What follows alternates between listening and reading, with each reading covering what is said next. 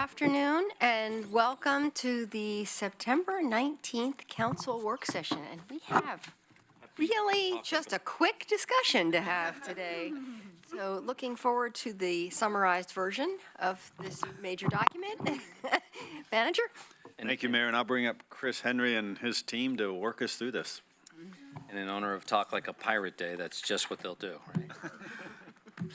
I think this is what we already got.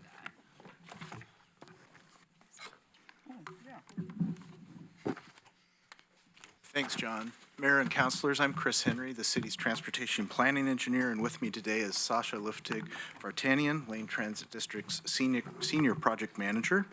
Thank you for the opportunity to provide you with an update on Moving Ahead, a partnership between the City of Eugene and Lane Transit District to plan future investments to make our local transportation system safer and more accessible for everyone, especially people walking, biking, using mobility devices, and riding the bus.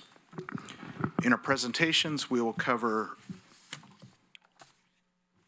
policy direction that guides our effort, review the project history, share our process and engagement activities, discuss the project process, slow down a little bit, for getting from here to decision-making, and the timeline for decision-making coming up in 2019.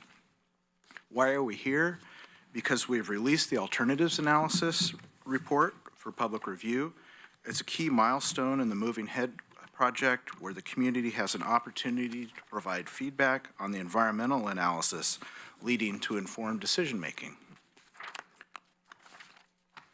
Moving Ahead builds on the land use and transportation planning framework developed by the City of Eugene and Lane Transit District to provide safe and accessible transportation for everyone, connect our community, and do so in a sustainable way. There are some specific goals for Moving Ahead to improve multimodal transit corridor service, meet current and future transit demand in a cost-effective and sustainable manner, support economic development, revitalization, and land use opportunities for the corridor. Moving Ahead begins to implement policies and strategies contained in several community planning documents that represent an engaged expression of the values important to our community. We've been listening, and what we heard is that people want a transportation system that is safe, reliable, and supports livable community. Why Moving Ahead? Because through Envision Eugene, we expect 34,000 new people and 37,000 new jobs in our community by 2032. Moving Ahead supports that vision for growth in a comprehensive way to connect our community between the places that are important to us and how we move between them. Why Moving Ahead? Because the long-range transit plan identifies the need for frequent transit on main streets to support our community growth vision. Why Moving Ahead? Because the Eugene 2035 Transportation System plan calls for tripling the share of people using active transportation in our community. That's triple the number of people walking, biking, using a mobility device, or riding the bus. Why Moving Ahead? Because Vision Zero Eugene aims to reduce harm to people and eliminate death or serious injury on our transportation system by 2035. Moving Ahead represents an opportunity to make investments for a safer transportation system to reach that goal. Why Moving Ahead? Because our climate recovery ordinance calls for us to reduce our impact on our environment, on our planet. Our Housing and Community Development Strategic Plan calls for transportation options to help reduce household budget expenses. And taken together with our equity efforts, Moving Ahead supports a triple bottom line approach to caring for our people, planet, and prosperity. Just over a year ago, we lost someone special in our organization and community. The Moving Ahead project team extends a heartfelt special thanks to Kurt Corey, Eugene Public Works Director. Kurt passed away in 2017 before he could see results of Moving Ahead and the partnership that he helped forge between Lane Transit District and the City of Eugene. Kurt's leadership was one of collaboration to do the right thing to serve our community. Kurt was actively engaged in building bridges to connect our organizations in a way that recognizes we are all in this together to plan for and realize a future for our community that is safer and accessible for all. Thanks, Kurt. Here's Sasha to share more about moving ahead. So just to summarize what Chris said, Moving Ahead is really an implementation project culminating from past planning efforts, and it's going to result in responsible programming of capital improvements. In the past, this community has analyzed a single corridor at a time, and Moving Ahead is unique as it's looking at 5 corridors at one time. We've intentionally integrated land use and environmental concerns with the traditional transit focus. And it's much more than just transit. It's about how people get around, whether they're biking, walking, using mobility devices, driving, or taking the bus. This is a collaboration across agencies, as Chris underscored with the tribute to Kurt Corey. And it really will aid in the design and construction down the road. And another very important piece to underscore is Moving Ahead is scalable. It's nimble and flexible. And so I believe we'll see that in the final decision-making outcome is we can take small pieces at a time if there's not funding available for larger projects. Oops. And that was the slide I meant to speak to. So just to walk you briefly through where we've been with Moving Ahead and how we got to where we are. In early 2015, we performed a fatal flaw analysis, and it was based on the identified bus rapid transit system for the adopted MX system plan for the region and the frequent transit network. So it looked at all of these corridors, 10 corridors, and the goal of the fatal flaw screening was to identify which of the 10 future corridors should not move forward to the next level of evaluation by determining which corridors will not be ready for any level of capital investment in bus rapid transit or other transit investments and multimodal investments in the future. Since then, from there we started with 6 corridors and then also looked at Beltline as a connector service. And this is really where we took the conversation with the community and asked them what do they want to see in these corridors, what is most appropriate. The level 1 screening evaluation assessed how each corridor would perform according to the goals and objectives of Moving Ahead. And it really was at a higher level, 1,000-foot evaluation relying on existing studies and readily available data. And this kicked off the conversation with the community that Chris is going to talk about in more detail. And then here we are. The level 2 alternatives analysis is summarized in this user-friendly executive summary and described in more depth in the alternatives analysis report. So based on the evaluation and community input, we studied 5 corridors with 3 alternatives evaluated for each except Martin Luther King Jr. Boulevard. We look at no build, enhanced corridor, and MX alternatives, and MLK we look at no build and enhanced corridor. And Chris is going to summarize the conversation with the community so far. In May of 2015, we held a series of community workshops where people shared places that are important to them, where there are barriers for them to get where they need to go, and the relative importance of street design elements. We heard their concerns for ways that investments could be made to improve places for people walking, biking, using a mobility device, or riding the bus. We also held a virtual workshop, similar to what we're going to be doing now, for people to provide online comments in an effort to be more accessible in our outreach. Through outreach at the community workshops, corridor options were developed using multimodal cross-sections that included variations on lanes for automobile, truck, and bus travel, bike lanes, landscaping, and sidewalks. The participants in the workshops had opportunities to use pieces of a puzzle to build a prototypical street along the corridors in their community. The alternatives analyzed came directly from those corridor communities. They provided the necessary input to shape the future of our transportation system, and later, when we went back to them for a second round of comments, they provided feedback to refine the design concepts. The concept development of moving ahead began with our community and is an example that thriving communities work together. Moving Ahead is using a variety of responsible ways to engage people and provide them with opportunities to inform the transportation decisions that may affect them. We've met with potentially affected property owners to share high-level design concepts and hear their concerns.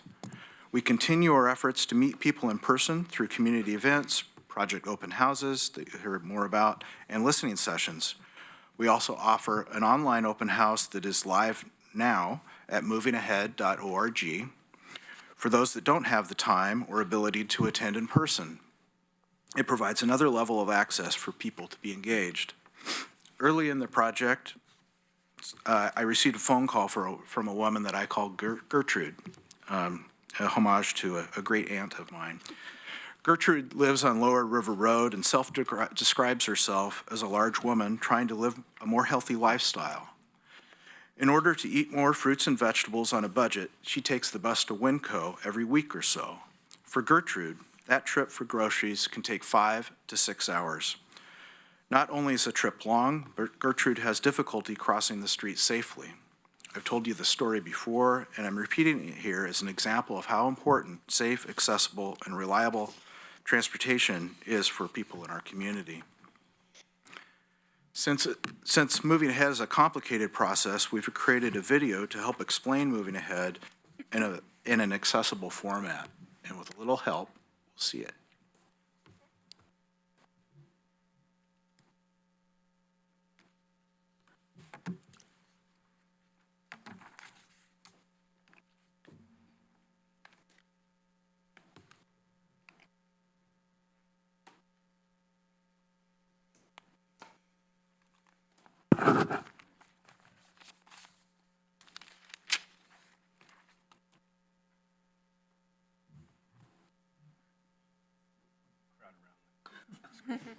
Existing city efforts like Envision Eugene and our transport. Eugene is growing. We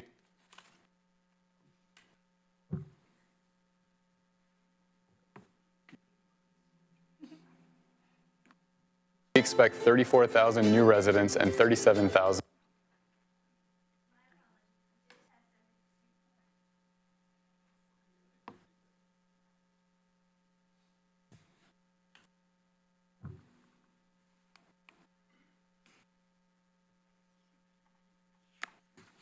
New jobs in our community by 2032. Existing city efforts like Envision Eugene and our transportation system plan call for managing growth in a way that protects and enhances our quality of life and reflects our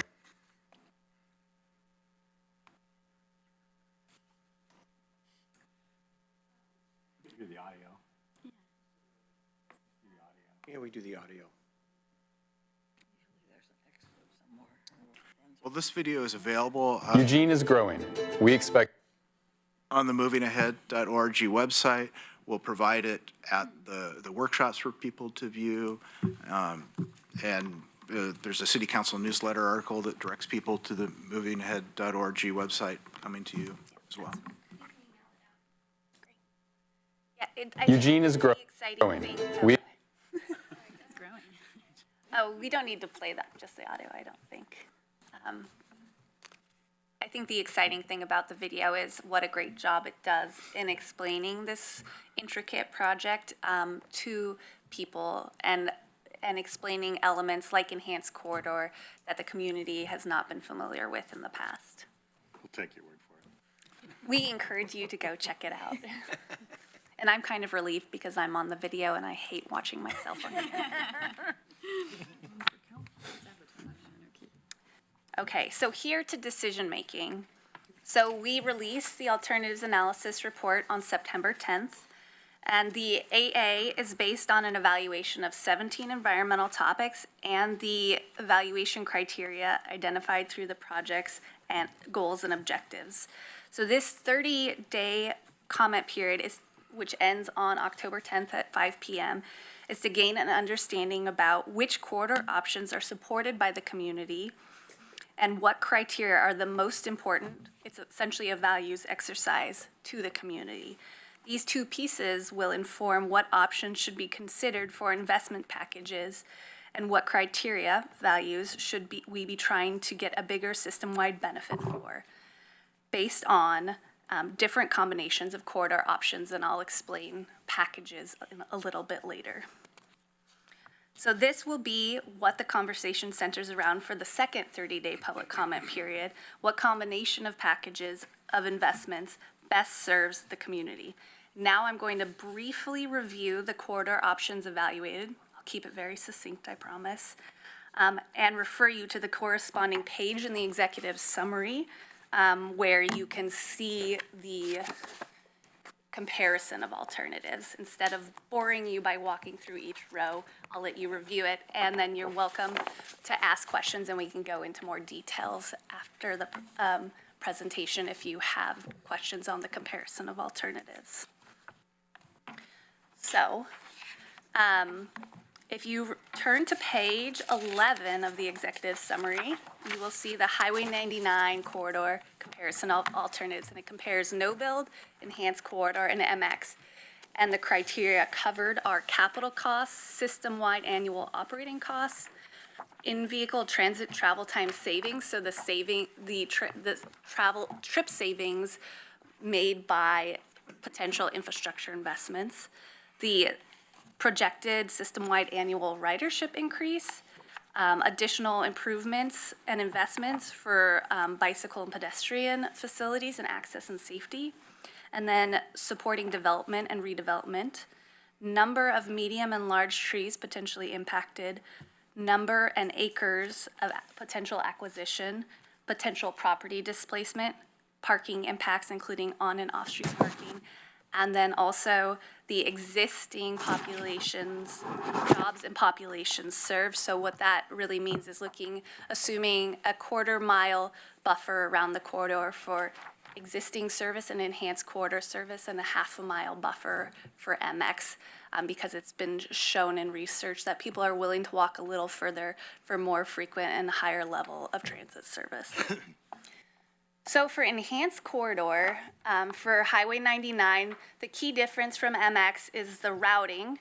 It routes without any infrastructure improvements from downtown Eugene, down 11th, and then up Chambers to Highway 99 and terminates at Barger. It primarily operates in mixed traffic, and some of the key improvements are proposed pedestrian crossings across Highway 99. We really heard from the people at the initial workshop along Highway 99 that was one of the major improvements needed. And then in particular, both options include what we call right now just a pedestrian bicycle bridge. We heard from two gentlemen in particular from the Train Song neighborhood who attended the workshop that they feel really isolated in their neighborhood, and it's difficult for them to get to services along Highway 99. And so the proposal is to build a bridge from Highway 99 to Train Song Park, and that's included in both alternatives. The MX alternative uses the existing infrastructure for MX West on 6th and 7th, and then also travels up Highway 99 and terminates at Barger, and primarily travels in mixed traffic, and also has the same improvements for people trying to get across the road, as well as a proposed buffered bike lane. Okay. River Road Corridor, so page 15 of the executive summary. The key difference between these two alternatives is the routing. The enhanced corridor alternatives uses LTD's existing routes 51 and 52 through the Whitaker neighborhood, and then which culminates into 15-minute service along River Road. And primarily, the bus would travel in mixed traffic, and there's a series of improvements proposed for people trying to get across the street. And then the key area for transit infrastructure improvement is both north and south of Beltline to help the bus get through the Beltline interchange and through the congestion there. And so there's proposed business access and transit lanes at both ends there. The key difference for the MX alternative, it, like the Highway 99 MX alternative, uses the existing MX infrastructure on 6th and 7th. And then as it travels up River Road, south of Beltline, there is a proposal to repurpose the outside lanes to business access and transit lanes. This was a suggestion we heard directly from the community due to their concerns about speeding and safety along River Road, and then also has proposed improvements for people trying to get across the road, as well as a proposed protected bike lane, and then at the Beltline interchange, actually an improved shared use path for people walking and biking and using mobility devices trying to get through that interchange. And then north of Beltline, traveling in mixed traffic. 30th Avenue to Lane Community College, these alternatives are actually the most similar of all of the options. The key difference is the treatment on the Pearl Oak couplet. The enhanced corridor just proposes some improvements for biking facilities, whereas the MX option looks at repurposing lanes for business access and transit on that couplet. And then otherwise, they both flow in mixed traffic and terminate at Lane Community College. With key improvements for people crossing the corridor.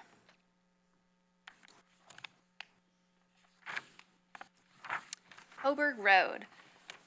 So this corridor, as you are aware, has probably the most constrained existing right-of-way of all the corridors evaluated.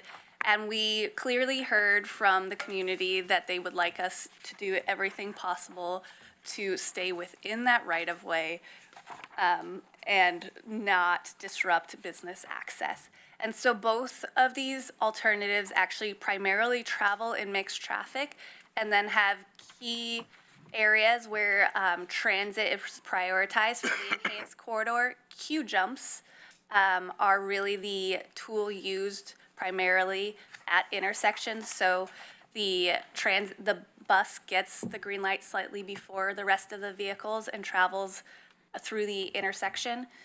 And then for the MX alternative, there's in the Oakway area right here is actually a new tool that we haven't seen here, and it's called, you don't need to remember this, I promise I won't quiz you, single dedicated transit lane at intersections. So essentially, a bus traveling south to an intersection would have a dedicated lane, but as soon as it gets through the intersection, it travels in mixed traffic. And the same is true for the bus traveling north. It has a dedicated lane, and as soon as it gets through the intersection, it travels in mixed traffic. So they're not sharing the lane, but they both get priority where they need to avoid key congestion areas.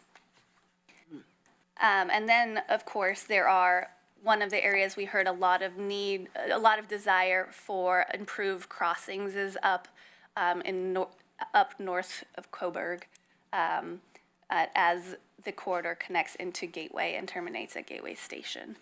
So there are not, just to be clear, there's not infrastructure improvements at the Springfield boundary, but it utilizes existing infrastructure. And then Martin Luther King Jr. Boulevard. The enhanced corridor option travels in mixed traffic, and then as it gets onto Martin Luther King Jr. Boulevard, the proposal is to repurpose the outside lanes to business access and transit lanes. And this is due to both what we heard from the community and also comments directly from City of Eugene about the speeding traffic on Martin Luther King Jr. Boulevard and the safety issues that causes for people trying to cross the corridor. So Bat Lane is proposed up right about until the City of Springfield boundary, and then the service would continue onto Centennial Boulevard without infrastructure improvements. So I promised you a little more detail about packages. What are these packages? Well, Here's an example of what an investment package evaluation would look like and would include. Right here, we have the two bookends of investments, what all enhanced corridor, so these blue lines are all the enhanced corridor alternatives, would look like if you added up all of the potential benefits and impacts at a system level. This is what it would look like. And then on the other side of the bookshelf, you have what it would look like if you included all MX alternatives with enhanced corridor for MLK Junior Boulevard. And what we're going to do is we're going to take the input during this first 30-day public comment period from the community about what options they like the most and what criteria is most important to them. And we're going to create 3 additional packages of different combinations of the alternatives, including no-bill, enhanced corridor, and an MX, and do the same evaluation so people can see what the outcomes are and what the potential system-wide benefits and impacts are. And we're going to bring that information back out for the second 30-day public comment period and have one community-wide open house to get people's input on which they like, which they don't like, if there's small tweaks they think need to be made to make it the perfect package. So right now, we are right here. This next week, we will be having a series of in-person open houses. Chris mentioned the online open house. And then we estimate the next 30-day public comment period will take place around mid-November to mid-December.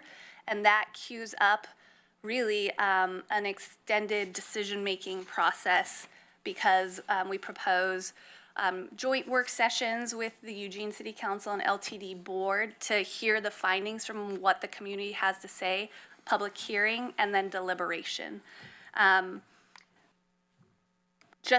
So we're estimating that the final decision will be sometime this spring 2019, probably about May. And to be clear, that decision will fall after the decision the board is taking. LTD is currently engaged also in a project called Transit Tomorrow, and they will be selecting a preferred scenario for transit service, and I'll get into kind of the distinction of what those two projects are in just a second. But they will be selecting that scenario before a final decision is made on moving ahead.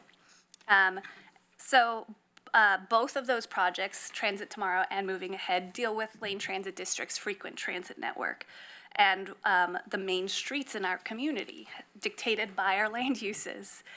Transit Tomorrow is really about how can we provide better transit service in the next 3 years. So it's really focused on the service and it's very short term. Moving Ahead is what longer-term, 10-year infrastructure investments will support our community's transportation needs. So they are very related, but distinctly different at the same time and have been coordinated. So we do want to encourage you, you have postcards at your places with the dates of the upcoming open houses. If you're available to attend, that would be lovely. If you want to encourage your constituents to attend, the more the merrier. And if you can't make it in person, please go to movingahead.org and take the online open house. It has all of the same information and is a really engaging way to learn about the details of the project. And with that, questions? Great. Thank you very much. It was very helpful, and I appreciate the clarification around the Transit Tomorrow and Moving Ahead, because it was confusing to me. And I also just really want to thank you, Chris, for just recognizing Kurt, and it's a tribute really to him and to all of you that this work has gone along, and he set you up in a good place to do that work, so thank you for carrying on. All right, I have Mike and Jennifer in the queue and Claire. Take it away, Mike. Thank you, Mayor, and thank both of you for the presentation, echoing the Mayor's comments on that. First of all, why the moving ahead covering only a 10-year window, if I could, as analysis, when, if I saw correctly there, the price tag on a full build MX is $335 million So why would we evaluate the utility of that only over a 10-year window as opposed to longer term than that? That's a great clarification, Councillor Clark. So what we're proposing is ideally the preferred package of transportation investments that's selected at the end of this decision-making process would take place in a 10-year window. That doesn't mean that the other options that are maybe a no build now but not ever wouldn't take place after that. So that's what it's going to take to get all of that, everything built out in the infrastructure planned in those scenarios. Is that correct? That would be the ideal. Okay. Here's the piece that I'm struck by. First of all, I guess another question, is LTD working on other long-range planning scenarios that don't involve large buses? I would say we're looking at many different options in terms of buses. The enhanced corridor does not necessarily dictate a 60-foot articulated bus. We could serve corridors depending on transit ridership demand with 40-foot buses. And also, I would say Transit Tomorrow is really looking at kind of, does LTD service focus on kind of what is the percentage of coverage versus ridership productivity? And if it's more coverage, we would probably be looking at smaller vehicles for more neighborhood routes. Well, and that's really my question. In the long run, is using buses of any kind the wisest decision? And are you studying other alternatives?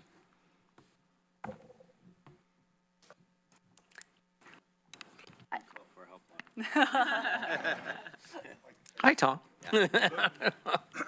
Thanks for the question, because I think it's an important one to think about in the context of both moving ahead and Transit Tomorrow. And the first thing I would say is we are chartered to provide mass transit service. And in a community this size, there's always going to be lots of people going from one place to another. And that's where the bigger buses, the larger capacity is most efficient.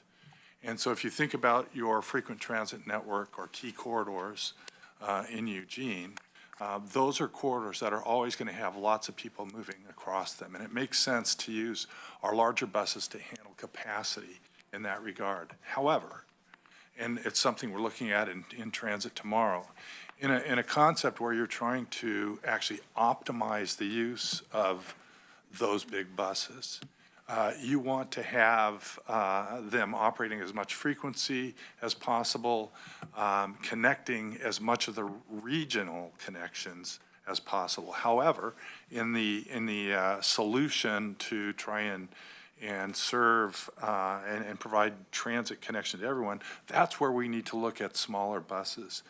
So you might have a frequent transit service running up River Road, say to where our new station is proposed at Hunsaker and River Road. Beyond that point, there's lots of transit market to serve. And we can use smaller buses, smaller vehicles, even in agreement with a service like Uber and Lyft to connect. Well, and that's what I'm getting at right there, Yes. Right. is that I appreciated your story. Matilda? Gertrude? Gertrude, thank you. The story of Gertrude talks about a 5-hour block to get to the store and back. As a single father, I can say that getting from work to home, getting the kids ready for a practice of some kind, getting them there so I can get over here and then back and then to the store and everything else.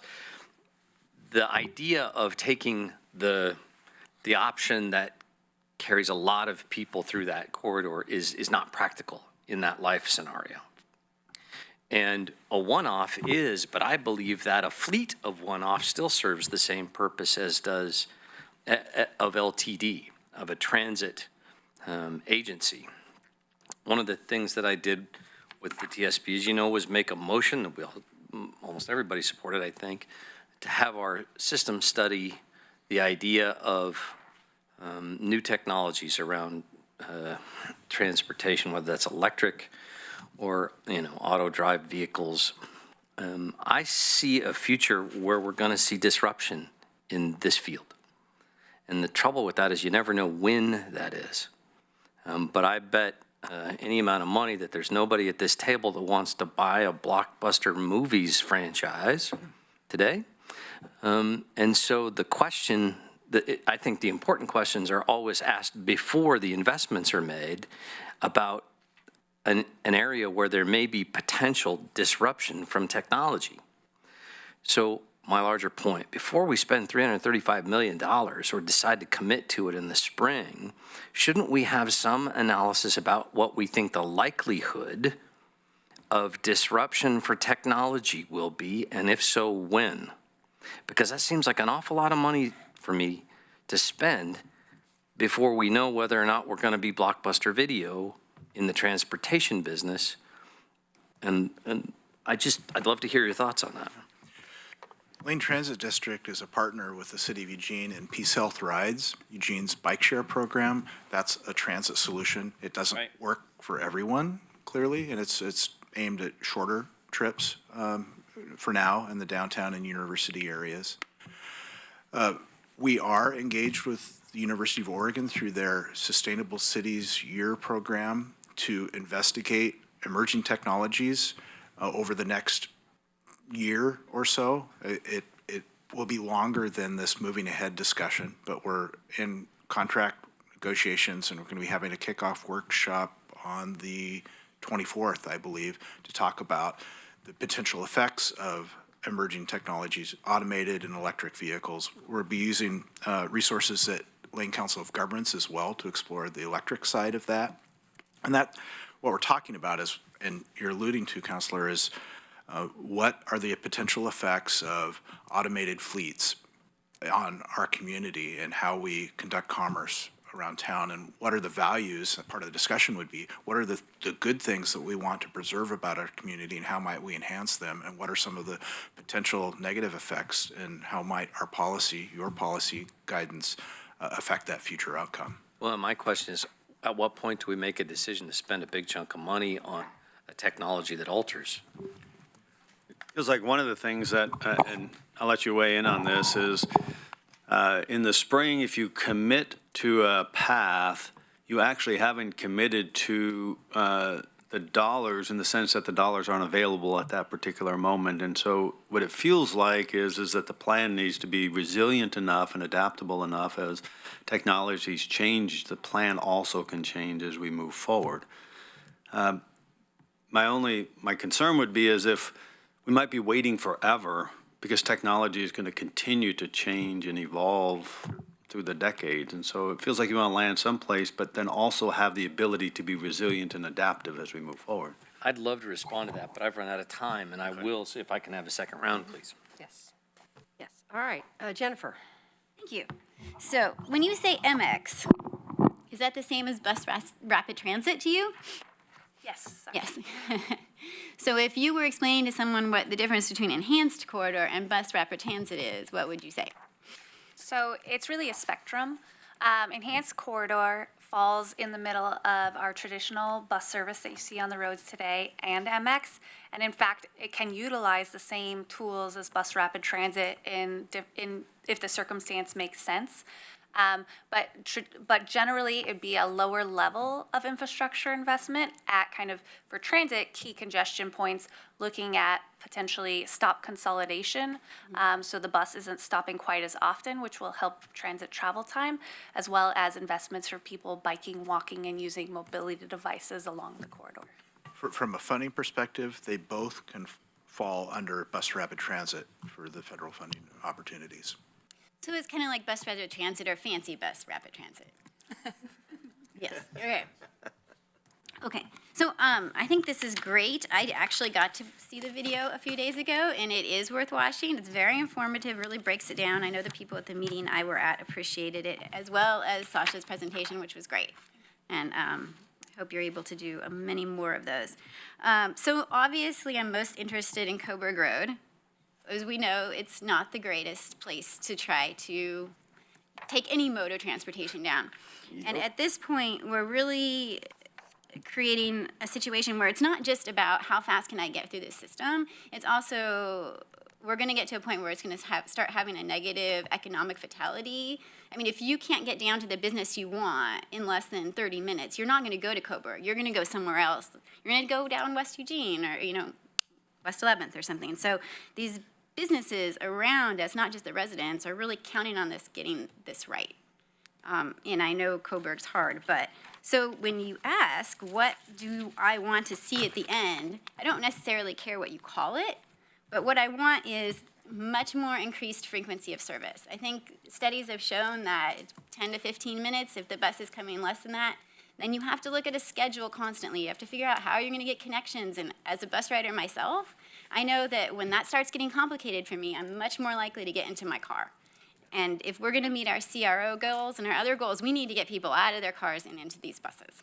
That has to be a high priority. So we need more frequency of service. It needs to obviously be safe. I think you guys have built a lot of that into this program already, so that's great.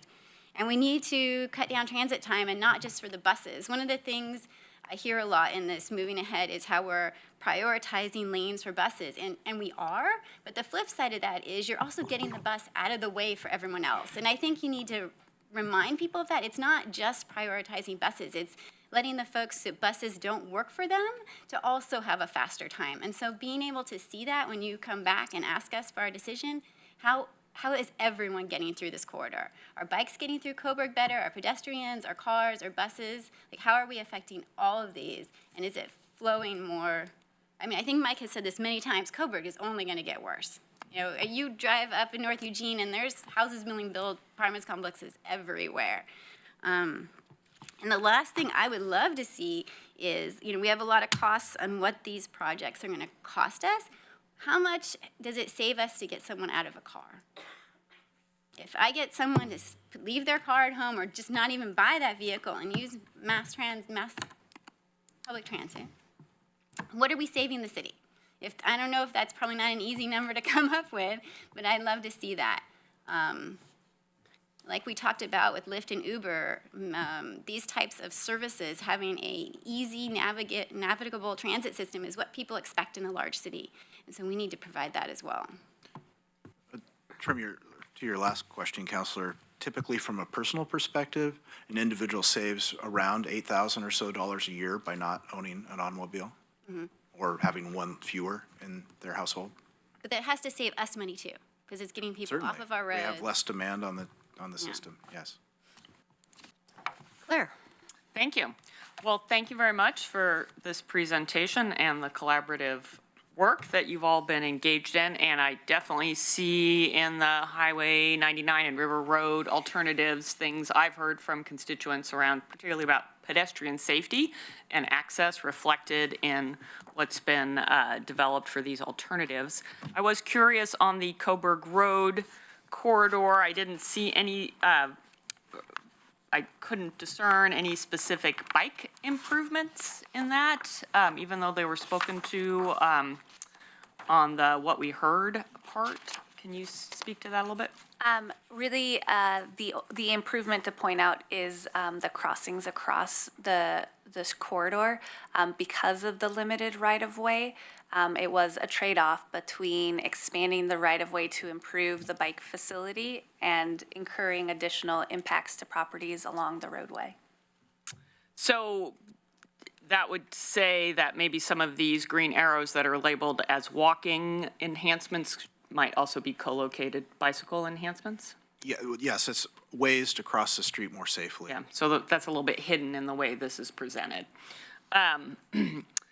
So would the enhanced, speaking a little bit to what Councilor Ye mentioned, would the enhanced corridor option also have the same guarantees of a bus arriving at a dedicated time every 10 or 15 minutes like we currently have with the MX? Yes, under what we use to model kind of what the transit ridership would look like, we propose a frequency of 15-minute service for enhanced corridor. Depending on the ridership demand, if the demand is higher, the frequency could increase.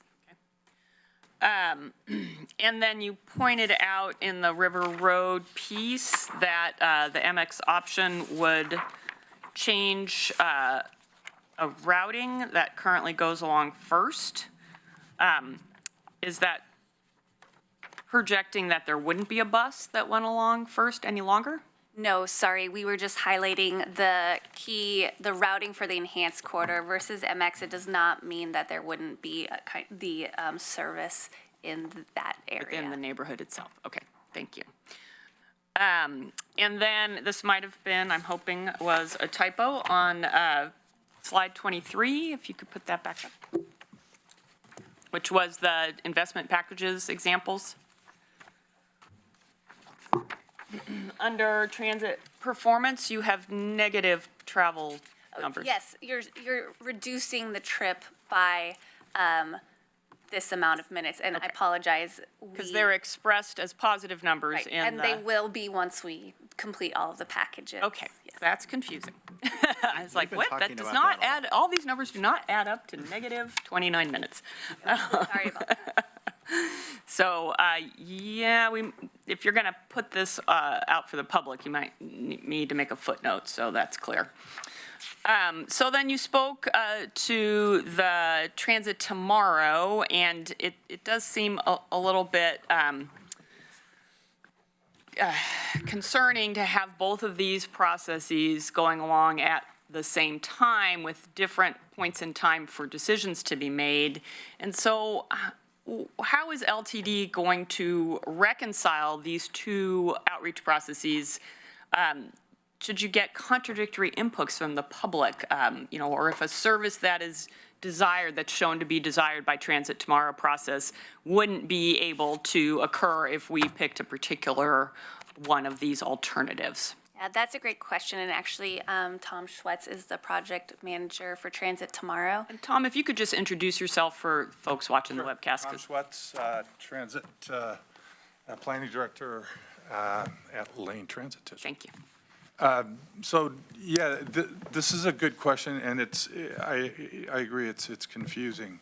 I would say that one way to think about these two decisions that you're being asked, well, I guess our board's being asked to make both, but the moving ahead process I characterize as kind of a North Star decision. You're bringing focus into the North Star that we want to pursue. For example, Envision Eugene is a North Star decision. You're setting that out as a longer-term goal. The short-term goal or decision-making that we're doing with Transit Tomorrow, we want to make sure that's aligned with that North Star. We don't want to do anything in the short run that isn't taking us toward that longer-term goal. So in that context, the short-term decision-making happening with Transit Tomorrow is really looking at what we do with our system today to orient it to that North Star. So having an understanding basically, and there's enough policy basis in place to say that whatever system we're operating over the next 3 years, it's going to be roughly, we're still going to be providing frequent service on your key corridors. So that part is the connection that we want to make. The Transit Tomorrow decision-making is looking at scenarios that contrast using the transit resources for what Jarrett Walker terms ridership scenarios. So you've got 15-minute service on that frequent transit network, not just during the weekdays, but during the weekends as well. So basically you have 7 days of service that are the same. And today we cut our service off in the evening, and we don't provide as much service, probably half the amount of services that we do during the weekday on Sundays. So you've got this situation where people want a lifestyle transit, they can't use it on the weekends, so they don't create the lifestyle. So the idea with that scenario is to facilitate people being able to use transit more often for more trips. On the other side, and more characteristic of what we're doing today, is what, again, the terminology he uses is coverage service. So we're trying to get some level of transit service to as many people as we can. And those are the decisions that are being weighed in the Transit Tomorrow discussion. We anticipate, I mean, those are contrasting scenarios. What we anticipate is something is going to be in the middle. We're going to try and do more of that frequent service where it makes sense and where we can, but we're going to retain connections to as many people as we can. So that's, as that plays out in the short run, that's how we want to move towards that North Star. As Tom said, Envision Eugene is one of those guiding policy documents and an important vision for our community. And the major corridors or key corridors identified in Envision Eugene are not changing. And the community needs for moving along and between those corridors isn't changing. And that's where there are two different types of systems at play that Tom is describing. And the timelines of the decision-making between those two broad network coverage and service, short-range service decisions, and long-range investments on long major corridors will dovetail together next spring, is what we're anticipating. And I would say, to the extent that there's concern about when the decisions happen, I would just tell you from my standpoint, the decisions are close enough together that they're not going to get in the way of each other. There's more work that's going to come out of both of those processes that allow that dovetailing that Chris is talking about. So I guess I still didn't hear how you might reconcile contradictory inputs from the public. Well, contradictory inputs, I'm trying to think of a concrete example. One example that I can think of is you have identified, the city of Eugene has identified these key corridors where you want to concentrate growth. And that would argue for having frequent service on those corridors. If in a short-term planning process like Transit Tomorrow, there was an overwhelming desire to stop providing frequent service on River Road, we'd have to wrestle with that, I think, because that doesn't make sense in that structure that I just outlined. But otherwise, it's hard for me to think of where there would be contradictory evidence. Just keep an eye out for it. One last question. So it was mentioned that these options could be scaled. Should we not be able to secure funding for the full build out? When would those scenarios be explored so the public could know what that scaling might look like? Well, there's a lot, we're all looking at each other. There are a variety of ways to answer that question. One would be, if we chose no build, that doesn't mean nothing never. It means perhaps not now on a particular corridor. We still have independent opportunity between our agencies to make investments for people for safer, more accessible transportation. We can continue to pursue improved pedestrian and crossings for people riding bicycles as well across these corridors. In fact, we're doing that. We're doing that on Highway 99, working with ODOT. We're also investing in a cycle track on High Street, and that's happening along the same timeline and parallel to and independent of moving ahead. We can continue to do that. We can build sidewalks in our community and make investments for safer for people walking and using mobility devices. And Lane Transit District, depending on what their operation budget is, can scale the level of service that they provide to the community to meet the demand within the existing resources. And maybe it's for Tom to say, or Sasha, about how they could invest in corridors through signal priority improvements along these corridors, even if it's an enhanced corridor or it's an MX corridor, or even if it's not, and if it makes sense to continue to make those investments as the system shows a need for it. So I get that there are ways to show the scaling. I'm asking, when would the public be able to see what those potential scaling would look like? They've put a lot of input into this. If we can't do it all, we need to give them an opportunity to talk about how the scaling would work. So you might not have that answer right now, but I think that's an important piece of all of this work. Well, if I could offer something to think about is, again, once you make the decision-making on moving ahead, it's incumbent on us at the staff level to figure out what the best way to do that is. And it's going to be subject to the revenue available, other things that are going on.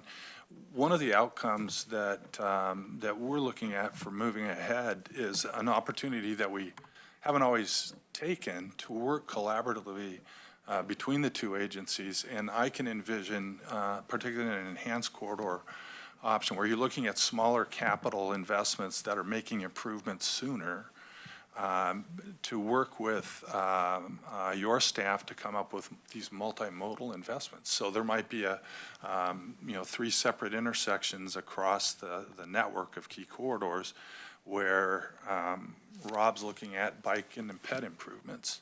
And we're looking at, as Chris mentioned, maybe an operational thing that we could do, like signal priority, which is just an installment of signal priority at a given intersection, and maybe some queue jumps. And in that way, we're moving more incrementally, perhaps, but we're making that progress as we see it today. Does that?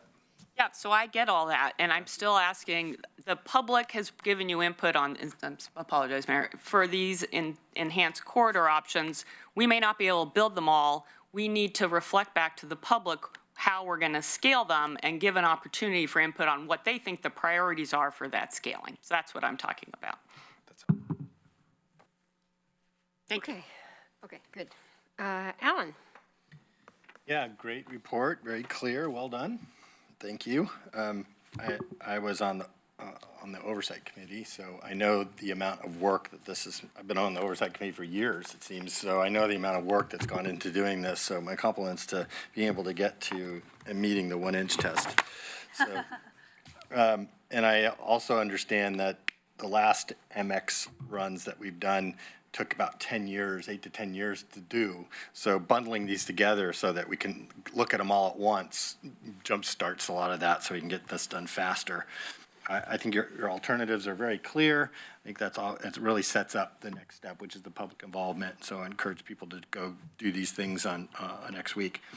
The public transit investments have multiple benefits beyond just being able to have the public transit. It's quality of life, you got more mobility, less time in spent in congestion, less individual cost, and we have reduced pollution, we have reduced greenhouse gases. Transit's going to be a key element of our CRO plans.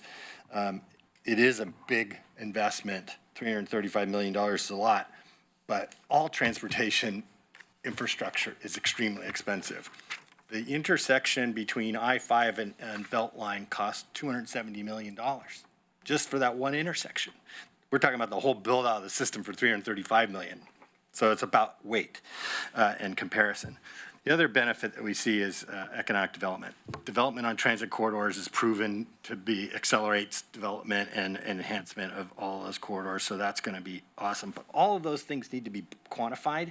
They need to be brought up as the co-benefits. It's not sufficient just to say we're going to have a transit system. You've got to bring it back down to the level of people, what they care about, and these are the things that people care about when I talk to them. So all of this stuff is extremely important for the long-term livability, sustainability, and prosperity of our community. And I can't think of a single community that has laments investments in public transit. But I can give you a long, long list of communities that wish they had done it earlier and wish they had done more of it. I think this type of investment will be great for our community. It's definitely one of those things I call a no regrets strategy. Do it anyway. You're not going to ever have any regrets associated with it, regardless of what happens in the future. So, but for this to work, it needs to be well done, well planned. It has to be convenient. The frequency of service needs to be there for people to just jump on the bus, and it needs to be an easy alternative for them to do it. And I think that's what this is all about. It gets us to a transit system where we can do that. So I'm very excited about this. I think this is going to be great to move forward. I hope we get to all those conversations about which ones we do first, but maybe we could do them all at the same time. And screw up everybody's traffic for an entire year and then be done with it. Wouldn't that be a nice thing? Yeah, that would be exciting. Emily? Thank you. I really appreciated the summary report that we got in our packet. It helped me a lot. As always, I love maps, and I thought that was really a clear way for me to go back to the key and see really what the differences were. I like the choices, and I think you did a really good job of differentiating enhanced and the MX. So I appreciate that. I agree with Alan totally that we need this for our CRO, since we learned last week we're not going to make it. So anything that helps, I think, is important. And of course, this would also help our Vision Zero a lot, and maybe just general happiness. As I've promoted all along, and I know this is far out and funding is a trouble, but Corvallis does it, free buses would get people on the bus. If you didn't have to have 50 cents or $5 or a pass, and they came often enough and took you to where you wanted to go, I wouldn't have a car.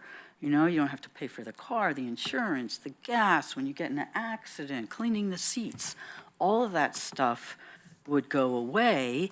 And if you were low income and had an old beater car that wasn't very efficient and put out a lot of emissions, what if we had an emission, test? You'd either have to fix your car or get rid of it. Well, what if you just got rid of it? That's how we would get less people in cars.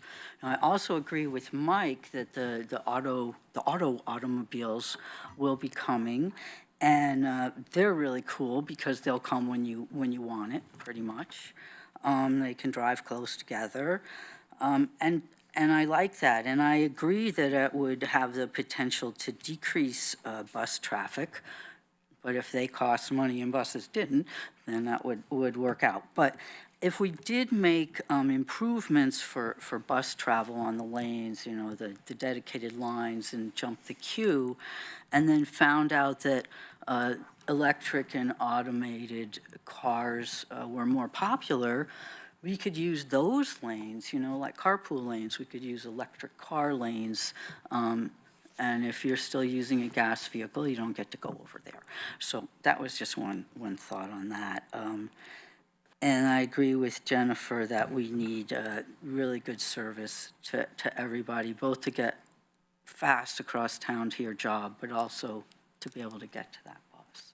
So I really appreciate your work. I'm looking forward to what the public has to say, and I'm really looking forward to us find the money.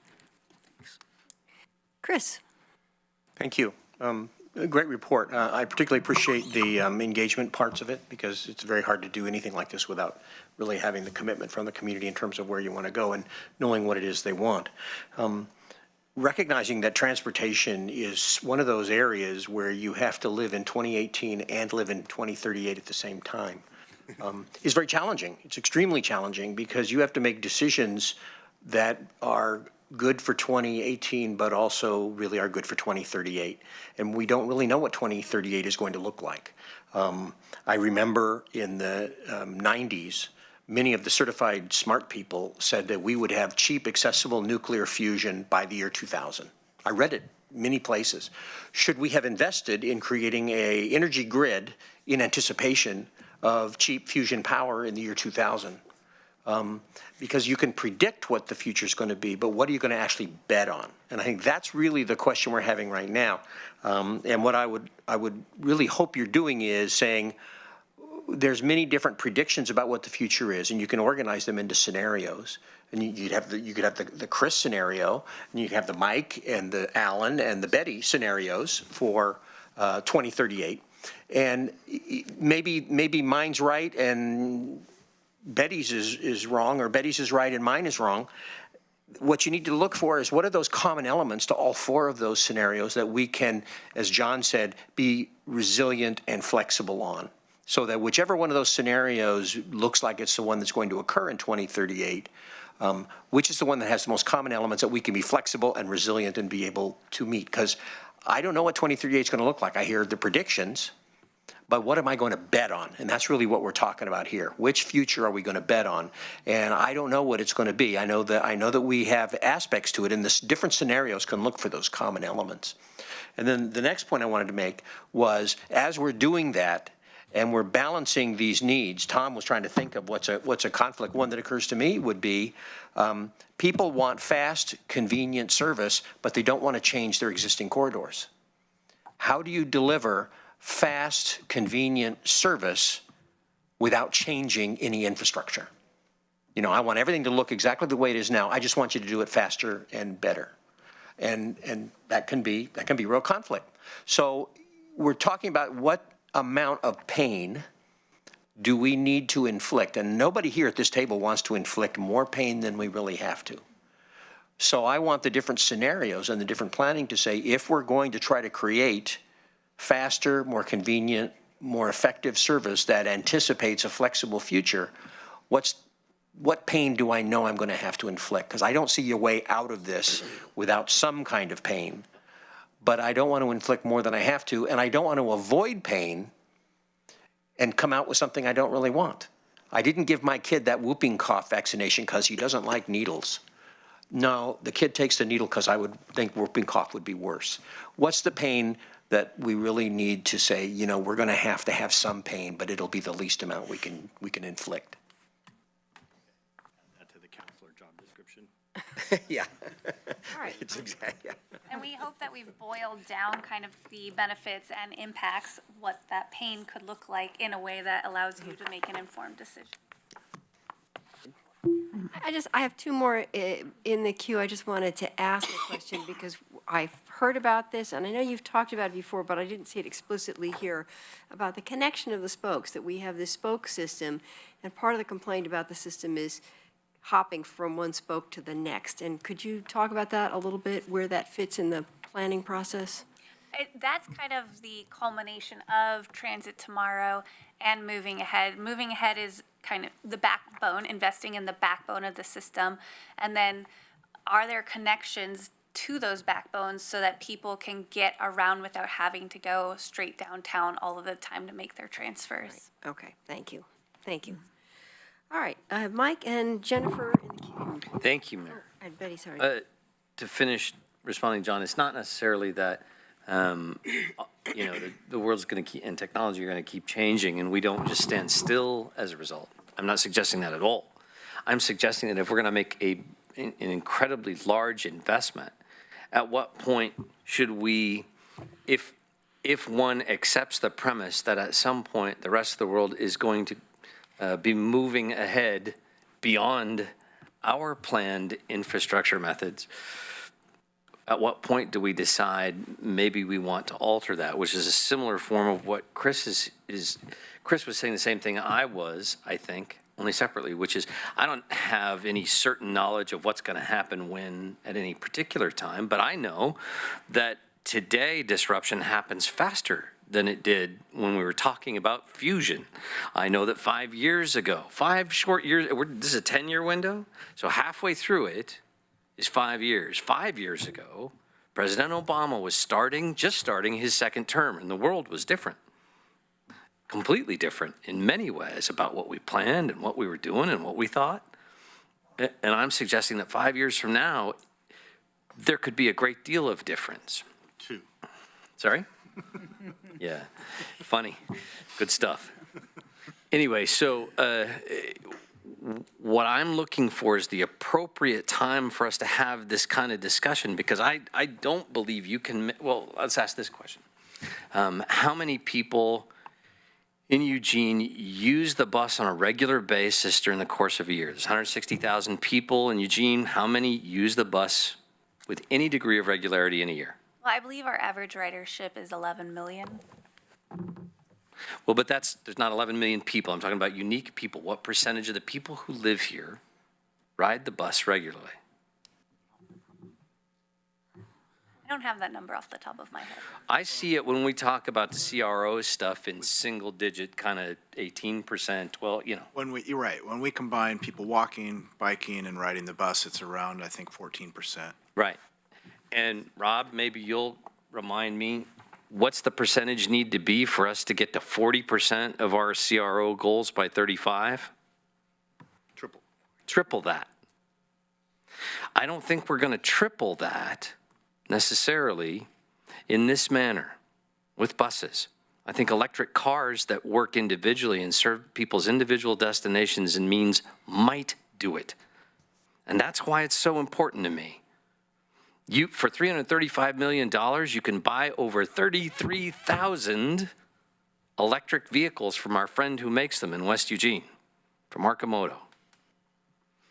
And we could have a fleet of them that operate automatically and take people where they need to go and then go on someplace else, respond to a call and take somebody. I'm just suggesting before a large-scale investment in infrastructure, knowing that we're on this plan to use buses, I'd kind of like to know when's a good time for us to have a discussion about how disruptive technology may affect this and whether it's a wise direction.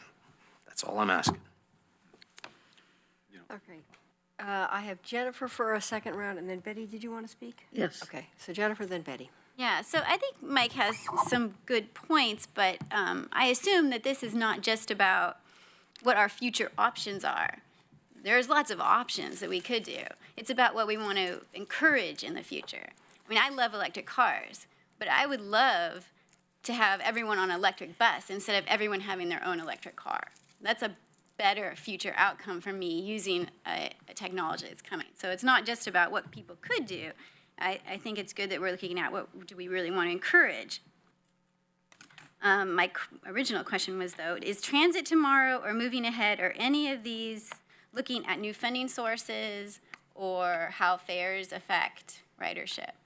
Transit Tomorrow is looking at different fare scenarios. Whatever packages is selected for Moving Ahead, we will evaluate all funding possibilities. Well, I'm going to take an opportunity like Emily did. I frequently get to talk to a certain board member at LTD, but he doesn't always listen to me, so I'm going to put my plug in while there's LTD people here. I hope that in the very near future, we are no longer charging youth to go on buses. Because if we can encourage people to get on buses, it's while they're young and impressionable. And so I think that it is crazy to be charging those young people to do what we want them to be doing anyway. I would just like to plug that while I have my few minutes. I agree. And I am done. Great. Betty? I agree too. Thank you. I didn't see anything about the South Hills in here. The 30th Avenue to Lane Community College corridor is the closest corridor to I the have to walk a South few Hills. miles to get up to people's houses from there. This is the most heavily used corridor Okay. where, yes. Leaves out a lot of people. But I think if you really want people out of cars, you need free buses, frequent buses, and late-night buses. We don't have late night, do we? Is there any plan for late night? I'm looking at extending the time of transit service and. I mean, if you got out of the service on- symphony and you could take a bus home, it would be nice. Or if you go out and have a few too many drinks, would be nice to take a bus home. I'm thinking of, a long time ago, I used to live in St. Louis, and you could get a bus anywhere, anytime. And that's not that big a city. And I wondered too, what happened to the little buses? I forgot what they were called even. Those little blue things. 30-footers. What? Is what they are. They disappeared. Their full life was used. So for Transit Tomorrow, just to address your comment about the span of service, so how early and how late buses go, and then service on weekends, that's also something being discussed as part of Transit Tomorrow. We need some little cars to go round and round every place, maybe. Also something I've been saying for 25 years or so, we need to allow dogs on buses. If you want people to take buses, there are people who, I've known people who did not want to buy another car when we were out, but they bought it only because of their dog, because you can't take a dog on a bus. Mayor Venus, do you mind if I jump in? Second, I'm Rob Interfeld, Transportation Planning Manager.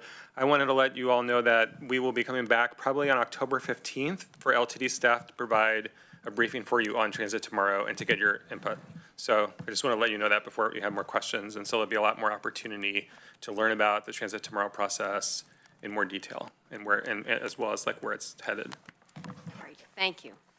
Thanks. Do you have other questions, Betty? I guess that's enough. I really strongly agree with the people who said young people should be able to ride free. I think they would get in the habit if they could save part of their allowance for other things besides a car or besides paying for a bus. I know when I have spoken to high school students at different times that you talk about riding a bus, they say, it costs too much money. And it does. And if we had even had free transportation downtown, it would be helpful. Like in Portland, you could get off the train and take a free bus, go any place downtown. Again, it's a bigger city, but I think if you want people to ride buses, there have to be incentives. Otherwise, it's easy to get in your car. Thank you. Okay, thank you. Claire? Yeah, so just in light of some of the comments, I wanted to add a couple of thoughts, but I do want to say I like Betty's suggestion of looking at the idea of allowing pets to board the bus. I do think that is a real limiting factor for a lot of people who might like to use the transit service. And I absolutely support the idea of free rides for youth, but recognize we would need to find a source of funding to accomplish that, but I think it's worth looking for that. But I just wanted to speak, when Tom was at the table, he talked about service levels on Monday through Friday versus weekends. And just to state the obvious, but to remind us all that this idea that people don't need the same level of service on weekends, I think it's long been the case that many working people who rely on transit don't get a weekend, don't get a Saturday and Sunday off, and they need that same level of service as any weekday time frame to get to and from their place of employment. So I think that's a value of equity that I think has often been lost on our transit services. We try to keep costs down and think about how we, extend the life of our infrastructure, et cetera. And I think it needs to be reminded that that idea of a Monday through Friday job that ends on Friday evening is not a reality for a large majority of working people in our community. Nurses. Thank you. And Mike, a third round. Yeah, just one last question. We had both a presentation and discussion the other night about our CRO goals, and well, I don't even know, because I haven't heard back yet, whether we call them goals or mandates, but we'll get there. So if the presentation showed alternative modes helping us to reduce our fossil fuel use by 40% by 2035, which fails that ordinance. Okay. Either way, my point is the need was for us to triple ridership. One of the analysis points on these corridors was not how much increase in ridership will we see. So my question is, are you both studying and creating plans for how to triple ridership? Because it's called for in what we need.